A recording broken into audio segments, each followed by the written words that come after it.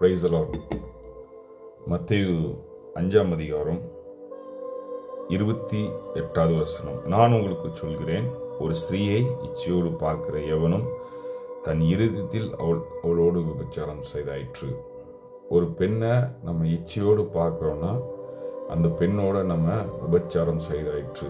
இன்னைக்கு அநேக ஆண்களாக இருக்கட்டும், பெண்கள் கூட சம்டைம்ஸ் அப்படி செய்கிறதுக்கு வாய்ப்பு இருக்குது. இருந்தாலும் தேவனுடைய பார்வையில் அது ஒரு பெண்ணை இச்சையோடு பார்ப்பது அது ஒரு விபச்சாரத்துக்கு செய்வதாக ஈக்குவலாக வேதம் பைபிள் சொல்லுது. ஒரு பெண்ணை நீங்கள் தவறாக பார்த்தீங்கன்னாலே அது விபச்சாரம் செய்ததுக்கான உதாரணமாகிறது.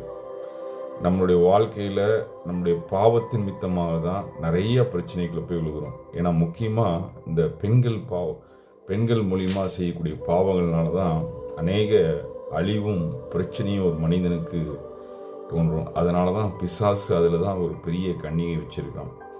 இன்னைக்கு அதிலேருந்து நீங்கள் மனம் திரும்பினீங்கன்னா கர்த்தர் உங்களுக்கு விடுதலை கொடுக்குறார். இந்த 2026 வருஷத்துக்குள்ளே நான் போகிறேன். அதுலேருந்து எப்படிங்க நான் விடுதலை பெறுவதுன்னா ஒரே வழி தான். இயேசுவே வழியும் சத்தியும் ஜீவனுமாக இருக்கிறார்.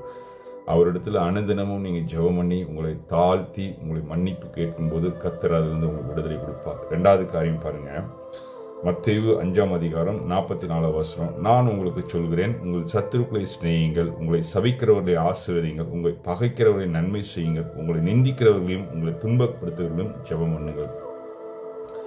இதுதான் கிறிஸ்துவத்தின் வாழ்க்கை, கிறிஸ்துவத்தின் அனுபவம், கிறிஸ்துவத்தின் சாட்சி.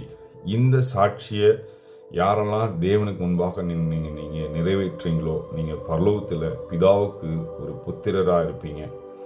புத்திரராக என்னங்க, இயேசுவுக்கு அடுத்தபடியாக நீங்கள் உட்காருக்கப்படி ஆண்டவர் உங்களை தகுதிப்படுத்துகிறார். இந்த நாளையில் 2026க்குள்ளே நீங்கள் போகும்போது எல்லா பழையவைகளையும் குப்பைகளையும் மன்னித்து விடுங்க. யாரெல்லாம் உங்களுக்கு சபிச்சாங்களோ, நிந்தித்தாங்களோ, உங்களுக்கு துரோகம் பண்ணினாங்களோ, உங்களை ஏமாத்தினாங்களோ எல்லாவற்றையும் மன்னிச்சிடுங்க.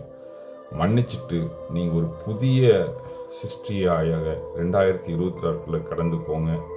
கர்த்தர் உங்களை ஆசீர்வதிப்பார்.